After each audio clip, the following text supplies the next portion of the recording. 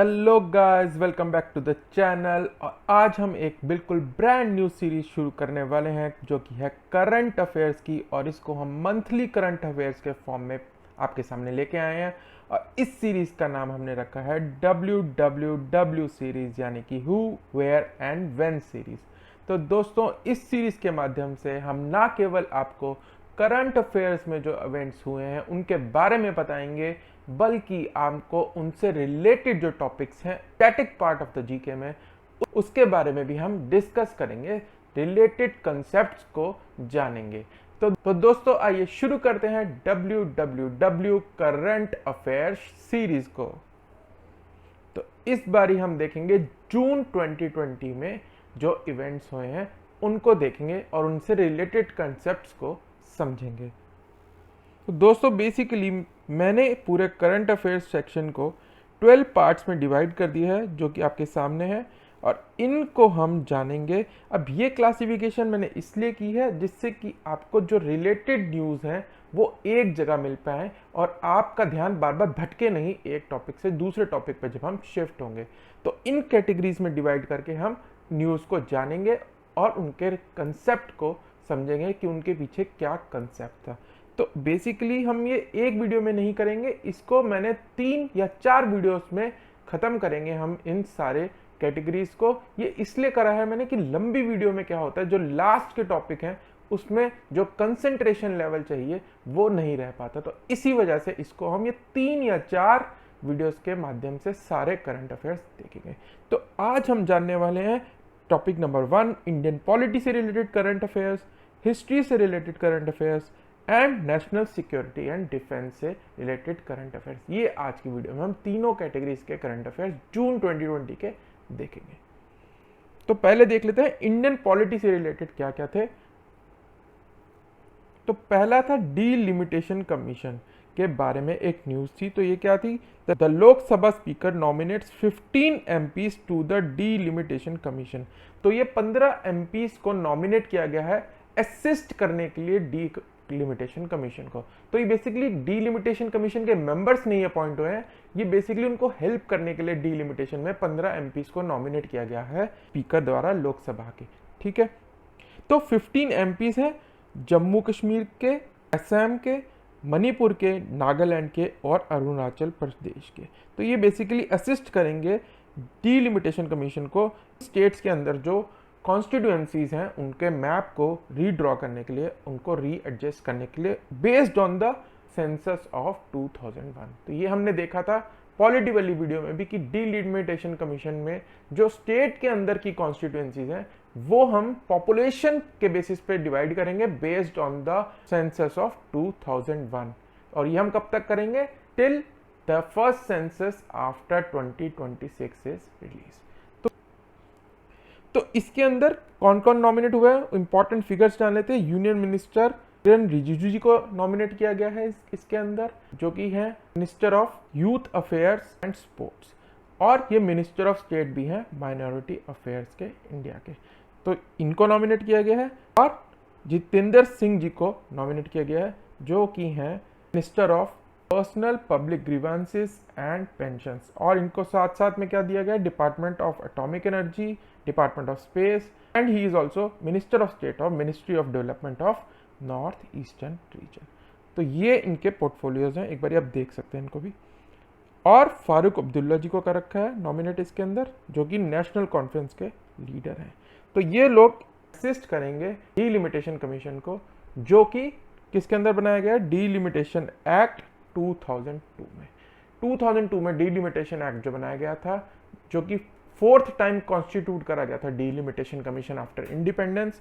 तो उस एक्ट के अंदर जो कमीशन बना था उसको असिस्ट करेंगे ये सारे मेंबर्स। और ये मैंने आपको बताया जैसे कि उस एक्ट में ही लिखा है कि 2001 के सेंसस के बेसिस पे जो कॉन्स्टिट्यूएंसीज की पॉपुलेशन होंगी, ये डीलिमिटेशन यानी कि उनको डिवाइड किया जाएगा कि कौन सी कॉन्स्टिट्यूएंसी कितनी बड़ी होगी और कहाँ से कहाँ तक होगी, तो वो 2001 के सेंसस पे होगा।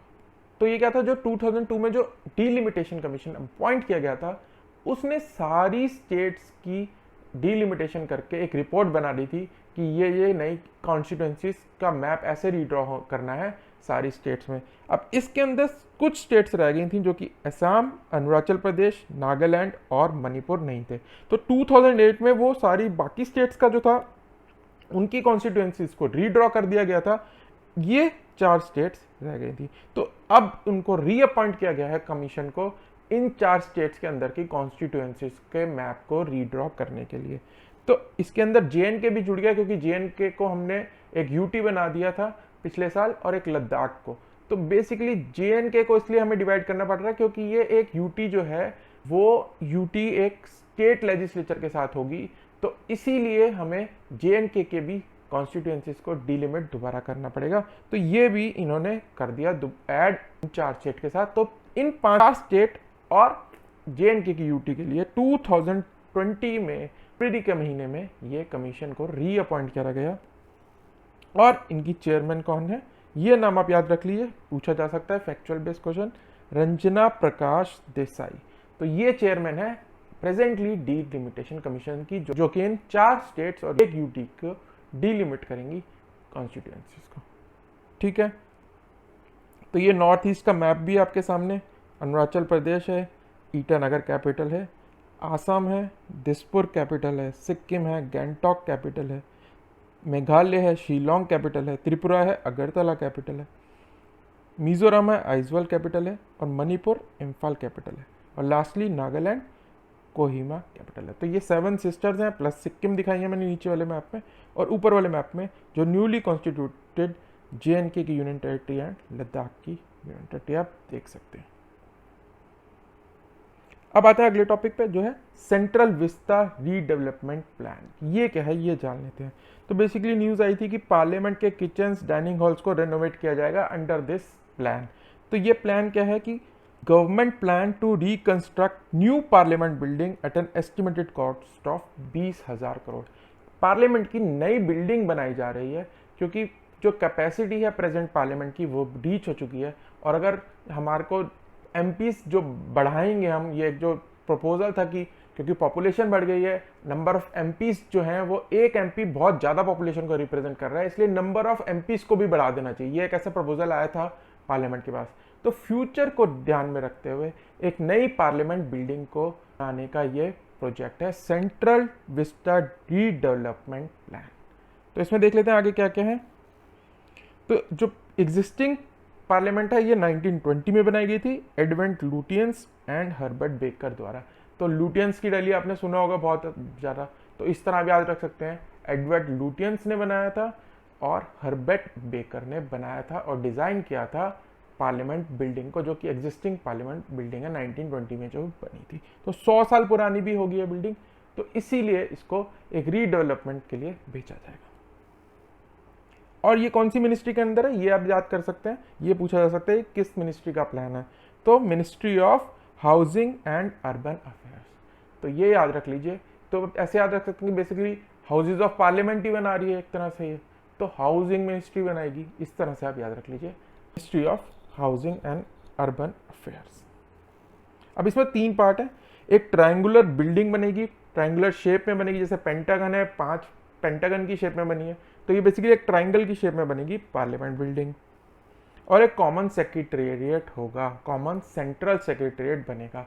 तो अभी क्या है, नॉर्थ ब्लॉक है, साउथ ब्लॉक है, और इतने बड़े नहीं है कि वो सारे जो डिपार्टमेंट्स हैं, मिनिस्ट्रीज हैं, उनको एक जगह कर सके। तो एक सेंट्रल सेक्रेटेरिएट बनाया जाएगा जिसमें सारे ही मिनिस्ट्रीज के ऑफिसेज बन पाएंगे, सारे लोग वहाँ बैठ पाएंगे। तो ये प्लान है, और ये कहाँ होगा, along the 3 kilometre long stretch from Rashtrapati Bhavan to India gate. तो राष्ट्रपति भवन से इंडिया गेट के साथ में आपने देखा होगा कि बहुत लॉन्स हैं, खाली जगह है, तो उस एरिया को रीडेवलप करके वहाँ पे एक कॉमन सेंट्रल सेक्रेटेरिएट बनाने का प्लान है। और जो नॉर्थ ब्लॉक और एक साउथ ब्लॉक जो है एग्जिस्टिंग जो है, जहाँ पे अभी मिनिस्ट्रीज के ऑफिसेज हैं, उनको एक म्यूजियम में कन्वर्ट करने का एक आइडिया है इस प्लान के अंडर।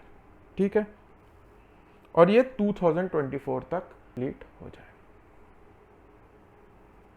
अब आते हैं हम ऑर्डिनेंसेस पे। तो president ordinance on cooperative banks under RBI.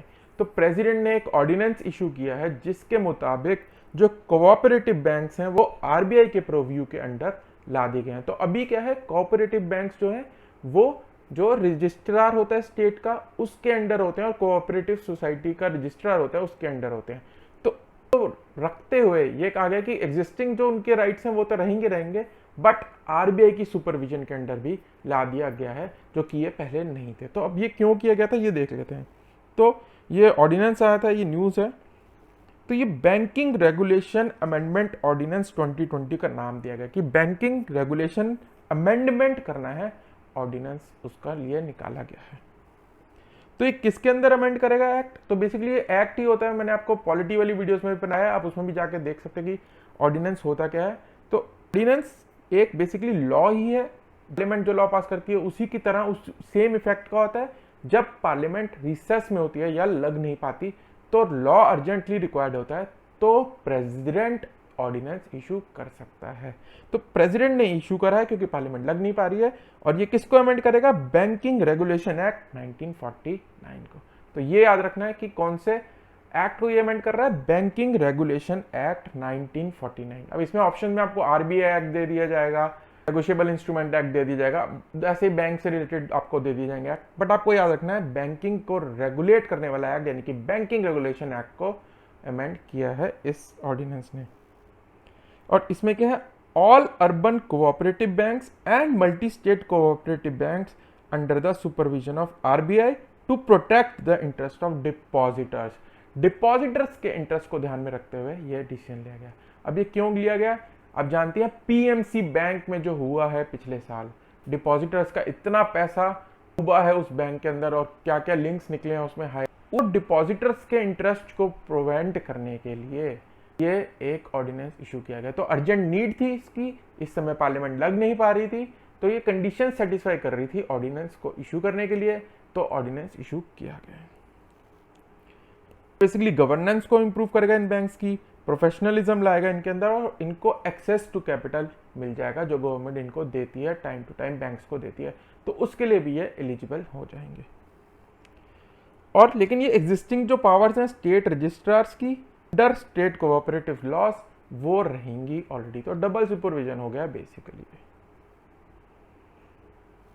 अब ये वही है रीजन किस लिए? पीएमसी बैंक के अंदर फाइनेंशियल रेगुलेटरीज पाई गई, लैप्सेस पाए गए रिपोर्टिंग के टू एचडीआईएल, तो इसीलिए फाइनेंस मिनिस्टर ने बैंकिंग रेगुलेशन अमेंडमेंट बिल पेश किया था मार्च के अंदर, जो कि अप्रूवल के लिए पेंडिंग था, उसमें अभी डिस्कशन होनी थी, तो अप्रूव नहीं हुआ, लेकिन उसके बाद पार्लियामेंट को बंद करना पड़ा कोविड के चक्कर में।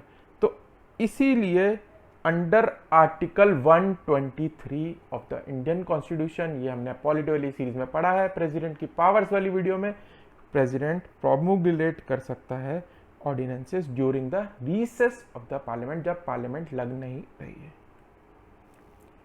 और ये इफेक्ट क्या होता है? Same as a law, it is same as a law. अब इसके अंदर क्या कंडीशन है कि 6 महीने के अंदर जब रीअसेंबल हो जाएगी पार्लियामेंट, तो ये दोनों हाउस के अंदर हमें पास कराना है 6 वीक्स के अंदर, 6 महीने नहीं 6 वीक्स के अंदर इसे पास कराना ही कराना है। और अगर दोनों हाउसेस अलग अलग दिन लगेंगे तो जो लेटर हाउस लगा है उस दिन से किए जाएंगे। ठीक है, 6 हफ्ते जब रीअसेंबल हो जाएगा हाउस, 6 हफ्ते के अंदर इसे पास कराना होगा, हाउस से अप्रूवल लेना होगा, नहीं तो इसकी वैलिडिटी खत्म हो जाएगी, जाइए ऑर्डिनेंस बोलते हैं लैप्स कर जाएगा उस केस में। अब एक और ऑर्डिनेंस इशू किया है प्रेसिडेंट ने, one India one agriculture market, ये ऑर्डिनेंस इशू और किया है एग्रीकल्चर मार्केट्स के रिलेशन में, aimed at boosting farmers income. तो फार्मर इनकम को कोविड के सिचुएशन में कैसे इंप्रूव करा जाए उसको मद्देनजर रखते हुए ये ऑर्डिनेंस इशू किया गया है प्रेसिडेंट द्वारा, same under article 123 of the Indian constitution. तो रिलेटेड फैक्ट इसमें क्या है? Article 123 of the Indian constitution के अंडर प्रेसिडेंट ऑर्डिनेंस इशू कर सकता है, जो कि 6 हफ्ते के अंदर रीअसेंबली के बाद प्रूफ करा लेना है दोनों हाउसेस ऑफ द पार्लियामेंट से। अब 2 ऑर्डिनेंस कौन कौन से हैं, ये नाम इतने इंपॉर्टेंट नहीं है। Farmers produce trade and commerce motion and facilitation ordinance 2020 and farmers empowerment and protection agreement on price assurance and farm services ordinance 2020। नाम इतना इंपॉर्टेंट नहीं है, ये एम क्या करते हैं वो याद रखना जरूरी है। बेसिकली ये फार्मर इनकम को बूस्ट करने के लिए है। और इस समय एग्रीकल्चर मिनिस्टर कौन है ये आप याद रख लीजिए, फैक्चुअल बेस्ड क्वेश्चन है, पूछ लेते हैं कभी भी, नरेंद्र सिंह तोमर जी। ठीक है, नाम याद कर लीजिए, मिनिस्टर्स के नाम मैं आपको इस पूरे वीडियो सीरीज में काफ़ी बताऊंगा, तो आप याद कर लीजिए, एंड ऑफ द वीडियोस आपको याद हो जाना चाहिए काफ़ी। Basically will provide for an ecosystem जिसमें कि फार्मर्स और ट्रेडर्स जो हैं उनको ज़्यादा इनकम होगी। कैसे? क्योंकि उन पर चॉइस होगी, वो अपना जो प्रोड्यूस है वो कहाँ बेचना चाहते हैं, और अपने जहाँ पे उनको अच्छा पैसा मिल रहा है वहाँ पे ही वो सेल कर पाए। तो अभी क्या है, बेसिकली स्टेट ने अपने एपीएमसी एक्ट्स बना रखे हैं, एपीएमसी बोलते हैं एग्रीकल्चर प्रोड्यूस मार्केटिंग एक्ट्स, कि उनके बेसिस पे मंडीज बनाई गई हैं, तो फार्मर्स जो जिले में जहाँ रहते हैं उन्हीं मंडीज में बेच सकते हैं। तो क्या होता है, वहाँ पे उनकी एक्सप्लॉयटेशन हो जाती है, क्योंकि फार्मर को बेचना ही वही है, तो रेट सही नहीं मिलता है फार्मर को, रिस्ट्रिक्टेड है फार्मर वहीं बेचने के लिए। तो इसी वजह से इसको जो मिडल मैन है उसका रोल को कम करने के लिए फार्मर्स को पूरा पैसा मिले, उनको चॉइस दे रहा है ऑर्डिनेंस कि आप अपनी मर्जी से कहाँ बेचना चाहते हैं वो आप कर सकते हैं ऑल ओवर इंडिया, और through alternative trading mechanism online भी बेच सकते हैं। तो ये बेसिकली एक्ट एम्पावर करता है फार्मर्स को, और ये basically transparent barrier free inter and interstate trade और कॉमर्स को प्रमोट करता है। बाहर भी बेच सकते हैं फिजिकल मंडीज के, जैसे कि मैंने बताया एपीएमसी द्वारा जो डेजिग्नेट की गई है मार्केट्स, उनके बाहर भी बेच सकता है फार्मर। अब जहाँ पे उसे अच्छा प्राइस मिल रहा है, किसी कंपनी से टाई अप कर सकता है जहाँ उसे अच्छा प्राइस मिल रहा है। तो ये एम्पावरमेंट ऑफ द फार्मर है इसके थ्रू। और ये बेसिकली ऑनलाइन ट्रेडिंग के लिए भी, कि आप ऑनलाइन भी बेच सकते हैं इलेक्ट्रॉनिक ट्रेडिंग के माध्यम से भी, ये इसमें ऑर्डिनेंस में अलाउ किया गया है फार्मर को। ठीक है, तो ये है बेसिकली दूसरा ordinance, one India one agriculture market.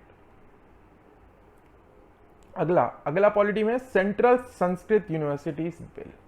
तो ये क्या है ये देख लेते हैं।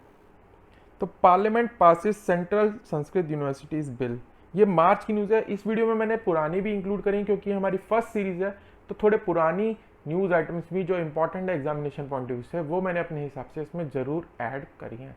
ठीक है, तो ये थोड़ा लंबा हो सकता है, पर इसमें ये है कि जो इंपॉर्टेंट फैक्ट्स हैं या न्यूज़ आइटम्स हैं वो मिस नहीं होंगी।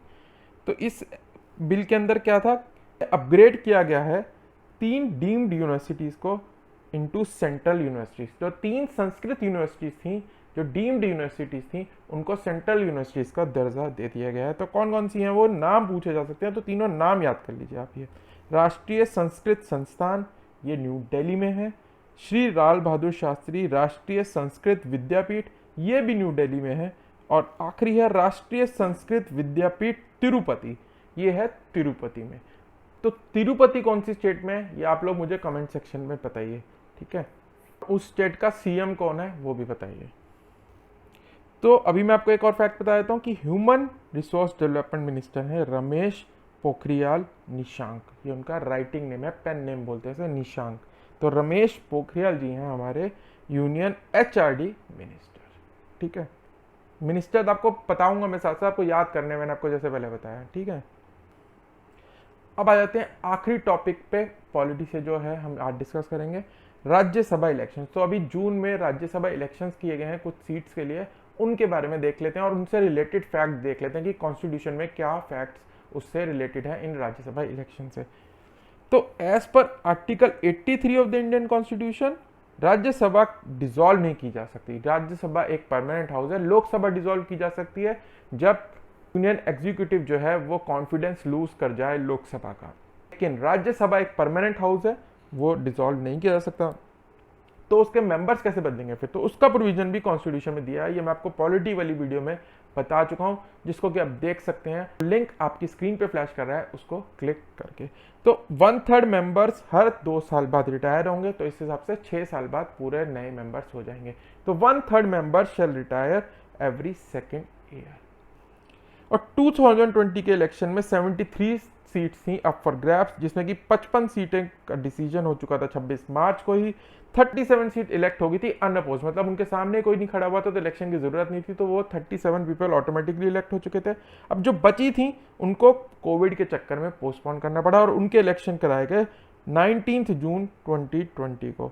तो ये ईसीआई ने बताया था कि जो 24 सीट बची हैं राज्यसभा की, इनके इलेक्शन कराए जाएंगे 19 जून 2020 को। तो ये इलेक्शन जो है, और एनडीए ने 10 सीटें जीती 19 में से, बीजेपी 3 उनमें से ऑलरेडी जीत चुका था अनकंटेस्टेड, जो कि ऑपोजिशन था ही नहीं उस पर, 5 में से वो जीत चुका था। और एनडीए इससे क्या हुआ है, it is inching towards Rajya Sabha majority. Rajya Sabha में भी मेजोरिटी पाने के करीब आ गया है इन इलेक्शन से। जिस अभी क्या होता है, राज्यसभा में कोई बिल पास कराना होता है तो थोड़ी प्रॉब्लम आती है सरकार को।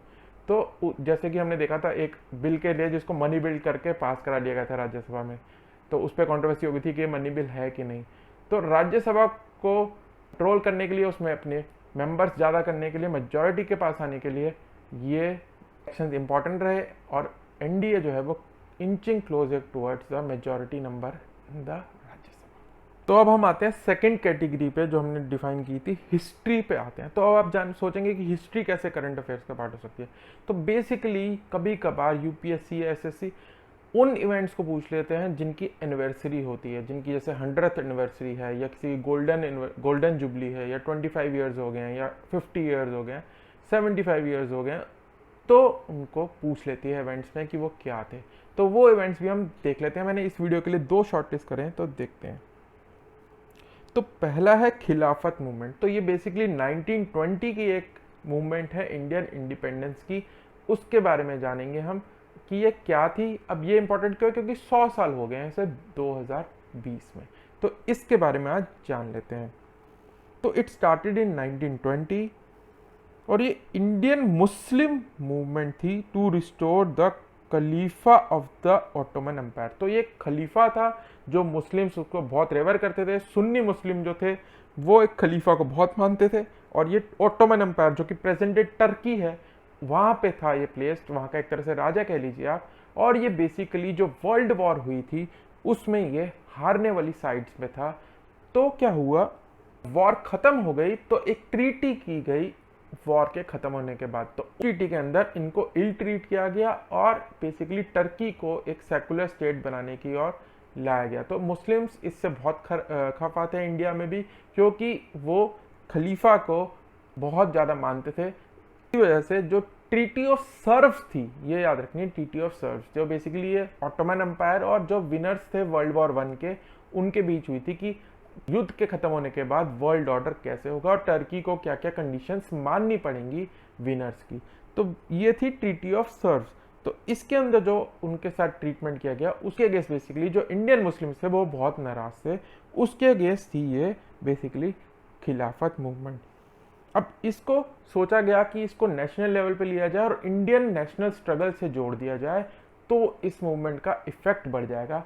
मुस्लिम्स जो कि लड़ रहे थे 1909 के बाद, जब मॉर्ले मिंटो रिफॉर्म्स के अंदर मुस्लिम को सेपरेट इलेक्ट्रेट्स दे दिए गए थे, तो ये यूनिटी जो इरोड हो गई थी डेकेड में 20th सेंचुरी के, उसको भुलाते हुए ये इकट्ठे होके हिंदू मुस्लिम यूनिटी को दिखाने की एक मूवमेंट थी बेसिकली, जहाँ पे हिंदूज भी मुस्लिम के साथ मिलके नेशनल स्ट्रगल के अंदर कैसे हमें इंडिपेंडेंस हासिल करनी है, सेल्फ रूल हासिल करना है, वो मूवमेंट शुरू की गई। तो इसमें हिंदूज की तरफ से बेसिकली कांग्रेस की तरफ से गांधी जी को कहा गया आप लीड करिए, और जो मुस्लिम लीडर थे वो थे अली ब्रदर्स, शौकत अली एंड मौलाना मोहम्मद अली। ये दोनों बहुत इंपॉर्टेंट है, अली ब्रदर्स और गांधी जी, इनके साथ ये इन्होंने शुरू कर दी 3 लोगों ने। और बाकी कौन कौन थे, हाकिम अजमल खान, अब्दुल कलाम आज़ाद। तो इन्होंने गांधी जी के साथ खिलाफत और स्वराज मूवमेंट शुरू की।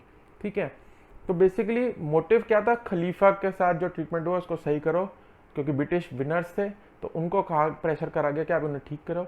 और गांधी जी ने और ये सोचा कि इसको मूवमेंट को आगे जोड़ के ये नेशनल स्ट्रगल हम इंडिया की इंडिपेंडेंस के लिए भी लड़ सकते हैं इस मूवमेंट के थ्रू। तो ये बेसिकली एक बड़ा पार्ट थी नॉन कोऑपरेशन मूवमेंट, जो कि 1920 में ही शुरू करी गई थी, which was the symbol of Hindu Muslim unity. ठीक है, तो ये नॉन कोऑपरेशन मूवमेंट का पार्ट थी। तो ये इसके पीछे स्टोरी है बेसिकली। अब आते हैं नॉन कोऑपरेशन मूवमेंट, ये भी 1920 में थी, तो इसको भी 100 साल हो रहे हैं, तो ये भी देख लेते हैं। तो बेसिकली हम जानते हैं कि 4 मेजर मूवमेंट्स थी इंडिपेंडेंस की हिस्ट्री में। अगर हम रिवोल्ट ऑफ 1857 को अलग मान लें, वॉर ऑफ इंडिपेंडेंस मान लें, उसके अलावा 4 और मूवमेंट्स थी 20th सेंचुरी की।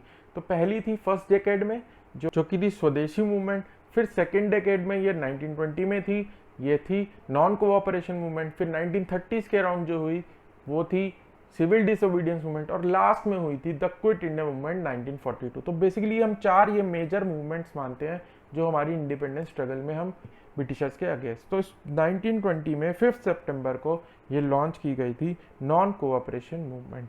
ये समझते हैं ये एक बड़ी मूवमेंट थी जिसके अंदर एक खिलाफत मूवमेंट सब पार्ट है। तो गांधी जी ने स्टार्ट करा था। एम क्या था इसका? Self governance and obtaining full independence.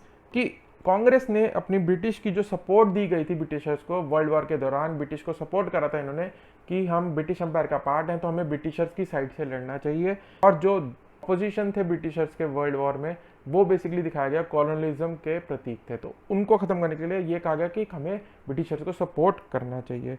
तो उसको बाद ये विड्रॉ कर लेगी वॉर के बाद, क्योंकि एक तो जो हमने देखा मुस्लिम्स नाराज हो गए थे, और दूसरा क्या था, रॉलेट एक्ट 1919 में जो इशू करा गया था उसके वजह से, और जलियांवाला बाग मैसेकर की वजह से, जो कि 14 अप्रैल 1919 को हुआ था। तो रॉलेट एक्ट क्या है? इसमें इमरजेंसी प्रोविजन थे जो कि वॉर के दौरान थे, कि किसी को भी अरेस्ट कर सकती है गवर्नमेंट विदाउट ट्रायल, 2 साल की सजा दे सकती है बिना ट्रायल के।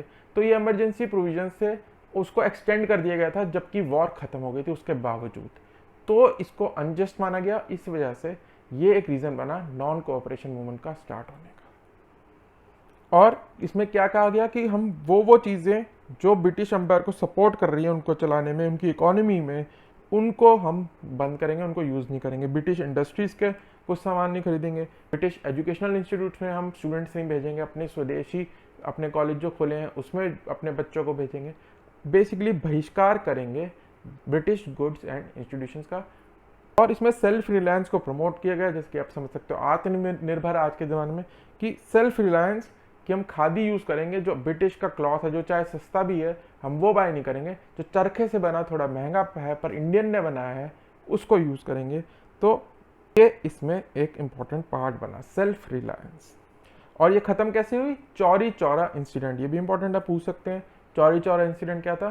कि ये नॉन कोऑपरेशन मूवमेंट का एंड पॉइंट था। इसमें गांधी जी ने कॉल ऑफ कर दी गई थी मूवमेंट। इसमें क्या हुआ था? बेसिकली एक गांव है चौरी चौरा, गोरखपुर डिस्ट्रिक्ट में, समय के यूनाइटेड प्रिंसेस में, आज के यूपी में, पुलिस पे अटैक कर दिया था प्रोटेस्टर्स ने, क्योंकि पुलिस ने ओपन फायर करा था जो प्रोटेस्ट कर रहे थे नॉन कोऑपरेशन मूवमेंट में शांति से। उसके बाद जो क्राउड भड़क गया और वो पुलिस स्टेशन को आग लगा दी गई चौरी चौरा में, और 22 पुलिस वाले मर गए थे। तो इसी वजह से, क्योंकि वायलेंस आ गया था, गांधी जी नॉन वायलेंस में बिलीव करते थे, इस मूवमेंट को खत्म कर दिया गया, चौरी चौरा इंसिडेंट 1922 में। अब आते हैं लास्ट कैटेगरी जो कि हम डिस्कस करने वाले हैं इस वीडियो में, नेशनल सिक्योरिटी एंड डिफेंस से रिलेटेड करंट अफेयर्स के टॉपिक देख लेते हैं। तो पहला सबसे इंपॉर्टेंट जो अभी बहुत न्यूज़ में रहा है वो है लद्दाख स्टैंड ऑफ, यानी कि जो लद्दाख में इंडियन आर्मी और चाइनीज़ आर्मी, जो कि पीएल जिसे कहते हैं पीपल लिबरेशन आर्मी, के बीच जो झड़प हुई थी, इसमें हमारे 20 लोग शहीद हो गए थे आर्मी के। उसके अंदर स्टैंड ऑफ के बारे में जानेंगे, क्या प्रॉब्लम हुई थी और किस वजह से ये लड़ाई हुई थी, और गोलियां नहीं चली, सीधा हाथापाई में ही लोग मारे गए।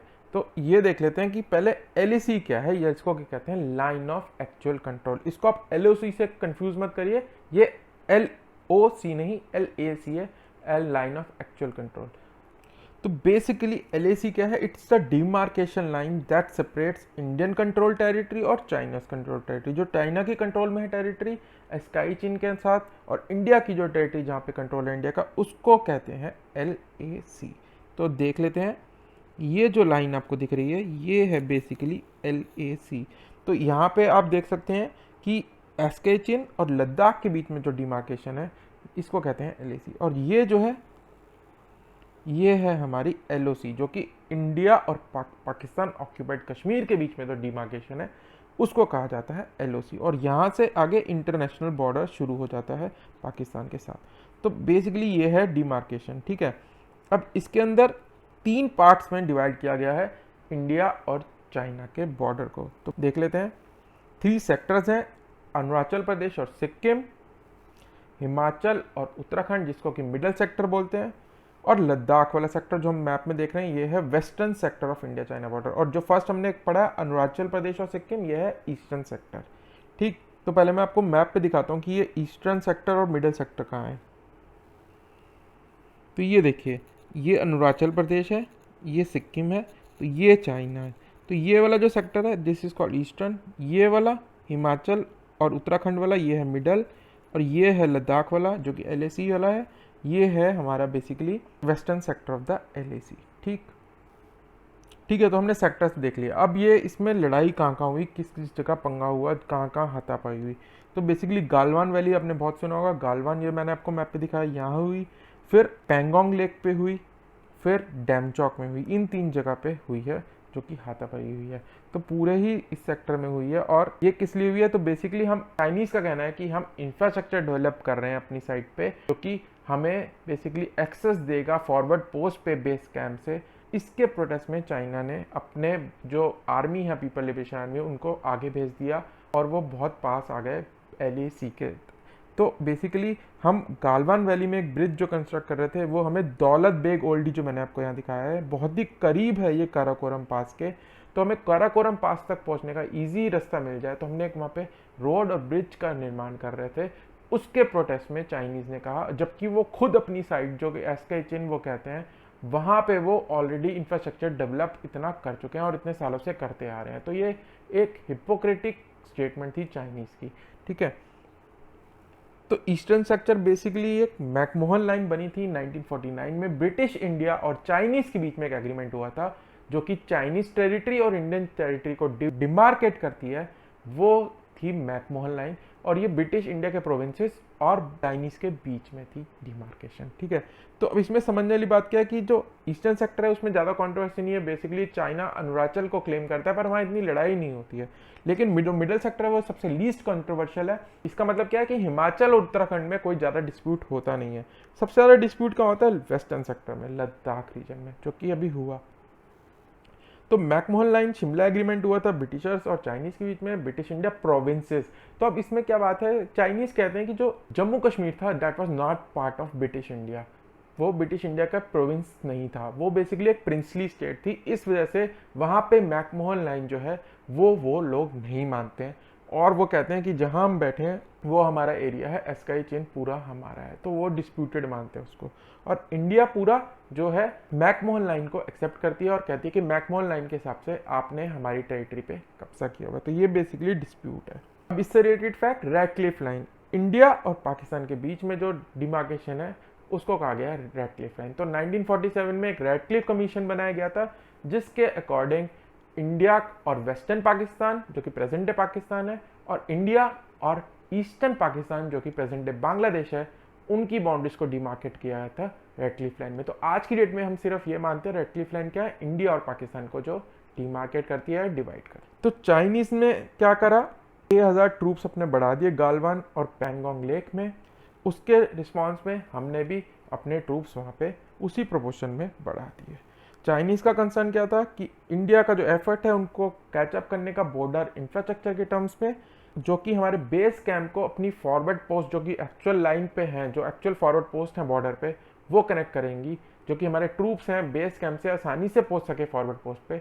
उस इंफ्रास्ट्रक्चर की जो हम डेवलपमेंट कर रहे हैं, जो कि चाइनीज़ ऑलरेडी कर चुका है, वो हमें कह रहा है कि आप गलत कर रहे हो। तो इस वजह से चाइनीज़ का ये मेन कंसर्न था।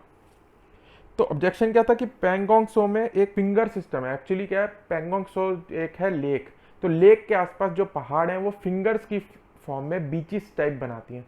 तो इंडिया क्लेम करता है कि फिंगर 1 से फिंगर 8 हमारी है। तो इनका कंसर्न क्या था कि जब चाइनीज ने देखा हम कुछ बिल्ड कर रहे हैं, तो चाइनीज जो थे पेट्रोलिंग करते करते फिंगर 6 पे जाके अपने तंबू गाड़ के बैठ गए। तो इंडिया 1 से 8 क्लेम करता है कि हमारा है, तो वो एक ट्रांसग्रेशन माना गया चाइनीज द्वारा। तो इस बात पे डिस्प्यूट हो गया कि चाइनीज पेट्रोल टीम्स फिंगर 6 के इतने पास कैसे आ गई। तो स्कफल बच गई। 5 और 6 मई को ये सुलझा ली गई बातचीत के द्वारा वहां पे। तो ये बच गई थी 5 या 6 मई। अब बात हुई कहाँ खराब, जो कि सेकंड डिस्प्यूट हुआ 60 मीटर लॉन्ग ब्रिज, जो कि डेप्सेंग प्लेन्स में बनाएंगे अक्रॉस द गालवन रिवुलेट। एक गालवन की रिवुलेट है, उसके ऊपर एक ब्रिज बना रहे हैं 60 मीटर का इंडिया डेप्सेंग प्लेन में। उसके ऊपर चाइना ने एक विरोध करा। और इसका सिग्निफिकेंस क्या है कि ये जो ब्रिज है जब बन जाएगा, जैसे कि मैंने आपको बताया, ये हमें एक्सेस दे देगा दौलत बेग ओल्डी, एक जगह है जो कि लास्ट मिलिट्री पोस्ट है साउथ ऑफ कराकोरम। तो हम साउथ ऑफ कराकोरम पास तक पहुंच जाएंगे आसानी से। इस वजह से चाइनीज ने अपना प्रोटेस्ट इशू करा। तो इस वजह से लड़ाई हुई जून 15 और 16 के बीच में, और हमारे 20 सोल्जर शहीद हो गए और चाइनीज के अनडिस्क्लोज सोल्जर्स मारे गए जो कि उन्होंने डिस्क्लोज नहीं करे। और इंटरनेशनल मीडिया की माने तो अराउंड 40-45 जो थे सोल्जर्स चाइना के भी मारे गए। कहाँ पे? Near patrolling point 14। इससे रिलेटेड एक और फैक्ट बता देता हूँ आपको कि 2017 में ढोकलाम स्टैंड ऑफ हुआ था at the tri junction point between India, Bhutan and China near Sikkim. तो ढोकलाम स्टैंड ऑफ कहाँ हुआ था वो दिखा देता हूँ मैं आपको। तो ये इंडिया का है मैप। तो ये सिक्किम के पास, जो मैं इसको आपको मैंने इनराज करके दिखाया, ये गैंगटॉक के पास एक ट्राई जंक्शन बनता है। ट्राई जंक्शन क्या होता है? ट्राई जंक्शन बेसिकली ये चाइना है, ये भूटान है, ये सारा इंडिया है, ये एरिया। तो ये एक वाई शेप बन रही है, ये पॉइंट, ये ट्राई जंक्शन पॉइंट है। एक तरफ चाइना है, एक तरफ भूटान है और एक तरफ इंडिया है। तो चाइनीज सोल्जर जो थे वो भूटान की टेरिटरी में आके तंबू गाड़ के बैठ गए थे। तो भूटान के सोल्जर जो थे उन्होंने इंडिया से हेल्प मांगी थी। तो और ये केस कफल हो गई थी इंडिया और चाइनीज के बीच में, और फिर अल्टीमेटली बातों से सुलझा लिया गया था, हाथापाई हुई थी, फिर बातों से सुलझा के चाइनीज सोल्जर्स को वापस भेज दिया गया था। तो अब चाइना ऐसा इस सेक्टर में करता क्यों है वो बताता हूँ मैं आपको। ये रीज़न क्या है इस सेक्टर पे, जो कि ईस्टर्न सेक्टर है चाइना के एग्रेशन का, इस सेक्टर में क्या रीज़न है वो देखते हैं। तो बेसिकली क्या है, चिकन स्नैक एक एरिया है, इसकी वजह से चाइना सब कुछ लफड़ा करता है। तो क्वेश्चन आ सकता है कि चिकन स्नैक क्या है। ये यूपीएससी के मेंस के एग्जाम में आ चुका है, मैंने खुद दिया था वो वाला एग्जाम। उसमें पूछा गया था व्हाट इज चिकन स्नैक और what is India's method to prevent it. तो ये मेंस में यूपीएससी के आ चुका है ऑलरेडी। तो देख लेते हैं क्या है। तो बेसिकली ये 22 किलोमीटर्स का एक कॉरिडोर है सिलीगुड़ी में। सिलीगुड़ी कॉरिडोर भी कहा जाता है इसे, ठीक है। तो वेस्ट बंगाल के सिलीगुड़ी में 20 किलोमीटर वाइड एक कॉरिडोर है, जिसको कि कहते हैं लोग मेनलैंड इंडिया, जो कि पूरा इंडिया, और नॉर्थ ईस्ट इंडिया। अगर ऐसे डिमार्केट करें इंडिया को नॉर्थ ईस्ट और मेनलैंड में, तो जो मेनलैंड इंडिया को नॉर्थ ईस्ट से कनेक्ट करता है, ये ओनली रास्ता है इंडिया के लिए नॉर्थ ईस्ट की स्टेट्स को एक्सेस करने का, बाय रोड या बाय रेल, ज़मीन के ज़रिए। तो इस कॉरिडोर को कहा गया चिकन नेक। सो चाइना चाहता है कि हम इंडिया पे इतना दबाव करें कि हम as close as possible to chicken snack आ जाएं, और जाके जब युद्ध हो तो हम इसको आसानी से कट ऑफ करके नॉर्थ ईस्टर्न स्टेट्स पे कब्जा जमा लें। तो इसकी जियो स्ट्रेटेजिक जो लोकेशन है बहुत इंपॉर्टेंट है, इसको प्रिवेंट करना बहुत ज़रूरी है। तो ये चिकन नेक्स कॉरिडोर पूछा जा सकता है कि क्या है। अब कुछ और रिलेटेड फैक्ट, इससे रिलेटेड जो लाइंस हैं वो देख लेते हैं। सारी इंपॉर्टेंट नहीं है, एक बड़ी ओवरव्यू ले लेते हैं, जो इंपॉर्टेंट है वो देख लेते हैं। सबसे पहला है डूरेंड लाइन, इंडिया और अफगानिस्तान को डिमार्केट करती है। रैडक्लिफ और मैकमोहन आपको बता चुका हूँ, डूरेंड इंडिया और अफगानिस्तान को। और फिर हिंडनबर्ग लाइन, ये जर्मनी और पोलैंड को। तो हिंडनबर्ग नाम से पता चल रहा है कि कोई जर्मन सिटी है, तो हिंडनबर्ग लाइन जर्मनी और पोलैंड। मैग्नियोइट नाम से पता चल रहा है फ्रेंच है, तो जर्मनी और फ्रांस के बीच में।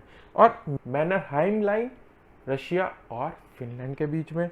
और ऑर्डर नेसी लाइन जर्मनी और पोलैंड। तो बेसिकली ये वर्ल्ड वॉर 2 के बाद डिमार्केट करी थी ऑर्डर नेसी, और जो हिंडनबर्ग थी वो वर्ल्ड वॉर 1 के पहले थी।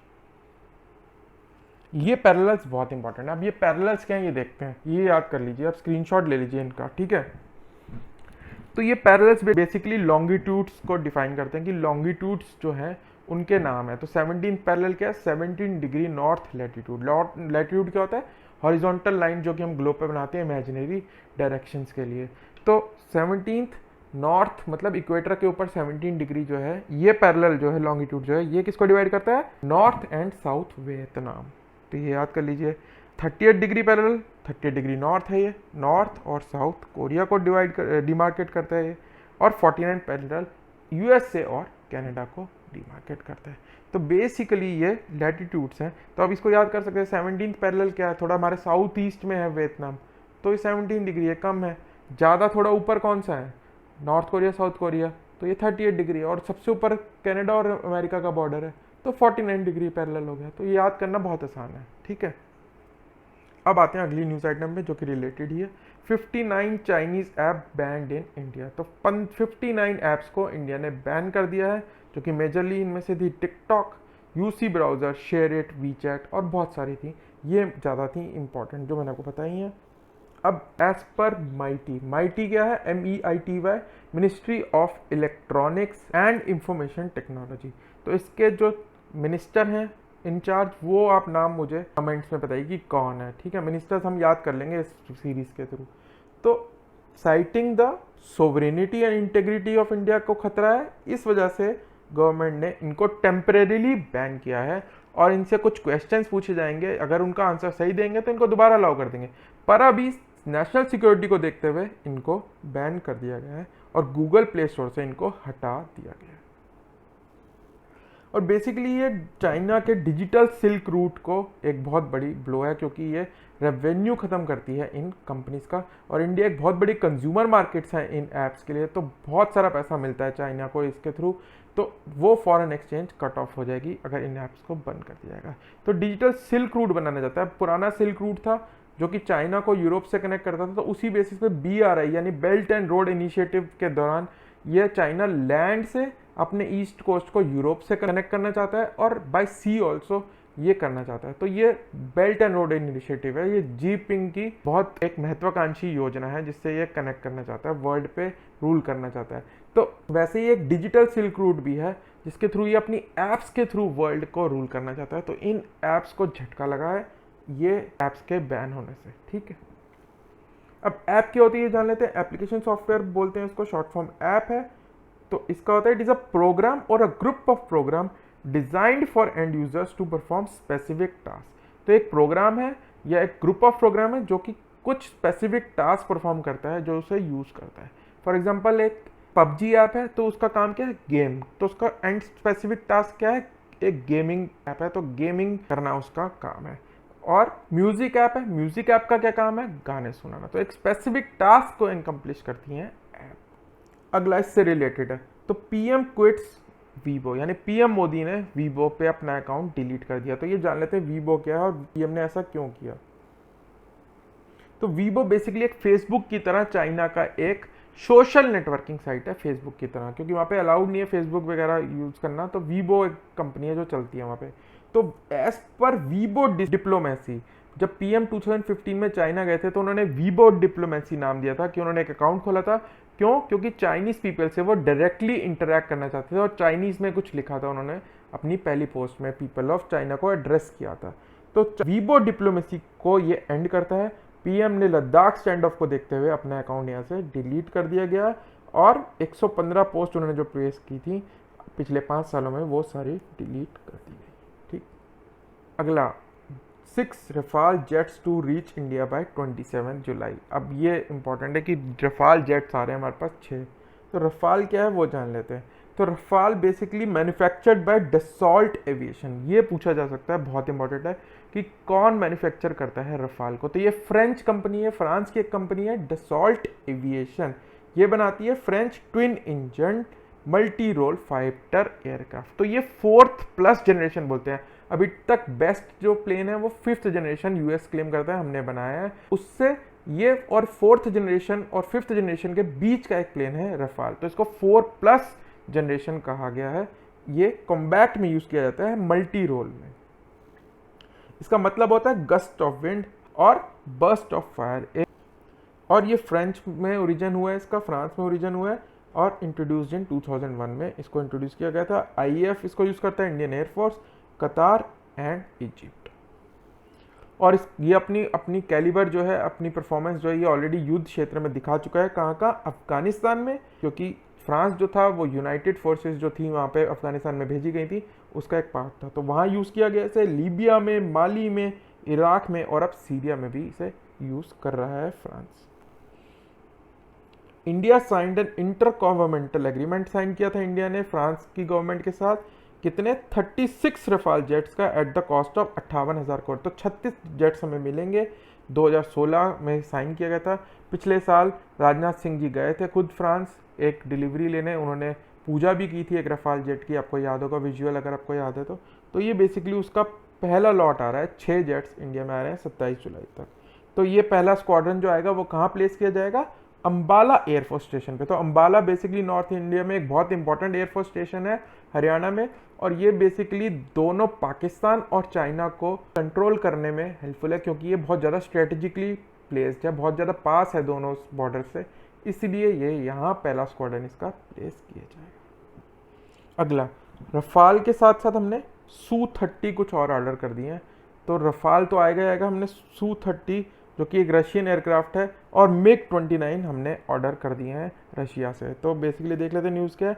डिफेंस एक्विजिशन काउंसिल जो कि अप्रूव करता है हमारे डिफेंस एक्विजिशंस को, डिफेंस परचेजेस को, उसने अप्रूव कर दिया है हमें 21 MiG-29 मिलेंगे। मिग मतलब ये इनकी मैंने आप फुल फॉर्म दिया, मिकोयान ग्यूरेविच इसकी फुल फॉर्म है। मिग की मिकोयान ग्यूरेविच 29 हम प्रिक्योर करेंगे रशिया से, और 12 Su-30 MKI हम बनाएंगे HAL में।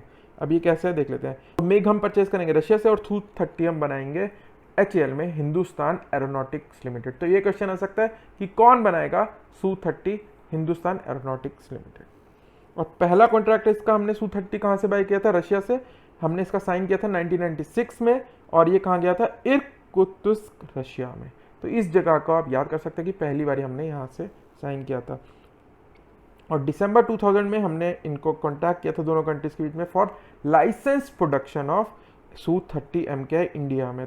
और ये कौन बनाएगा, HAL। तो वहीं से हम लाइसेंस प्रोडक्शन के अंडर ये 12 जो नए हमने कॉन्ट्रैक्ट करा है ये बनाएंगे HAL के अंदर, जिसमें 80% प्रोडक्शन जो है वो पार्ट्स इंडिया में बनेंगे। तो ये मेक इन इंडिया को भी प्रमोट करेगा। ठीक है, तो Su-30 बेसिकली ये भी रफाल की तरह 4+ जनरेशन एयरक्राफ्ट है, जो कि हमारा फ्रंट लाइन एयरक्राफ्ट है। जो एयर स्ट्राइक हुई थी पाकिस्तान में, उसमें भी ये पार्ट था, पूरे जो गया था पेट्रोल उसका पार्ट था, जो मिग के साथ चल रहा था, जो अभिनंदन उड़ा रहे थे। तो Su-30 हमारा एक फ्रंट लाइन एयरक्राफ्ट है। अब ये बहुत ज़्यादा हाईली सुपीरियर एयरक्राफ्ट है, हैवी कॉम्बैट में यूज़ किया जाता है। और इसकी सुपीरियरिटी कैसे पता चलती है, इंडिया के लिए क्या इंपॉर्टेंस है इसकी, कि it is the only aircraft जो कि ब्रह्मोस मिसाइल चला सकता है इंडिया की, जो कि हमारी बहुत इंपॉर्टेंट मिसाइल है, जो हमने रशिया के साथ मिलकर डेवलप की है। ये एक क्रूज मिसाइल है। ठीक है, अब फटाफट 2-3 न्यूज़ और रह गई हैं, वो देख लेते हैं। इंडियन कोस्ट गार्ड शिप सचेत, ये एक नई हमने इंडक्ट की है अपनी कोस्ट गार्ड में। तो रक्षा मंत्री Rajnath Singh commission Indian coast guard ship Sachet and 2 interceptor boats. तो ये पहली बोट है, 5 आनी है टोटल, उनमें से पहली है ये ऑफ शोर पेट्रोल वेसल। तो ऑफ शोर पेट्रोलिंग जो कि सी में करते हैं हम, कोस्ट गार्ड जो करता है, उसके लिए ये यूज़ होंगी। और ये इंडिजियसली बनाई गई हैं। और किसने बनाया ये, गोवा शिपयार्ड लिमिटेड ने। और इसके अंदर स्टेट ऑफ आर्ट नेविगेशन और कम्युनिकेशन इंस्ट्रूमेंट है। तो ये पूछा जा सकता है किसने बनाया है इसे, 100% इंडिया ने बनाई है, और ये है गोवा शिपयार्ड लिमिटेड। तो ये भी मेक इन इंडिया और आत्मनिर्भर भारत का एक बहुत अच्छा एग्जाम्पल है। ये 105 मीटर लंबी है, और पहली बार ऐसा हुआ है कि कोई शिप को कमीशन किया गया है थ्रू डिजिटल मीडियम। कोविड की वजह से ज़्यादातर कॉन्फ्रेंसेज भी डिजिटल हो रही हैं, वर्चुअल हो रही हैं, तो इसको भी वर्चुअली इंडक्ट किया गया है या कमीशन किया गया। सचेत हिंदी में होता है अलर्ट, तो बेसिकली अलर्टनेस है इसका मतलब। तो ये in line with Sagar mission. तो इससे रिलेटेड फैक्ट क्या है, सागर मिशन। तो मोदी जी ने एक वर्ड दिया था कि हम इंडियन ओशन में चाहते हैं, सागर विजन के बेसिस पे हमारा इंडियन ओशन में चलना चाहिए। तो सागर क्या है, security and growth for all in the region. तो security and growth for all हो सारे कंट्रीज की, जो कि इंडियन ओशन का पार्ट है, और ये मेक इन इंडिया को भी आगे ले जाता है। ये बोट है, आप देख सकते हैं, जो ऑफशोर पेट्रोलिंग वेसल है। ठीक है, पेट्रोलिंग करेंगे सी के अंदर।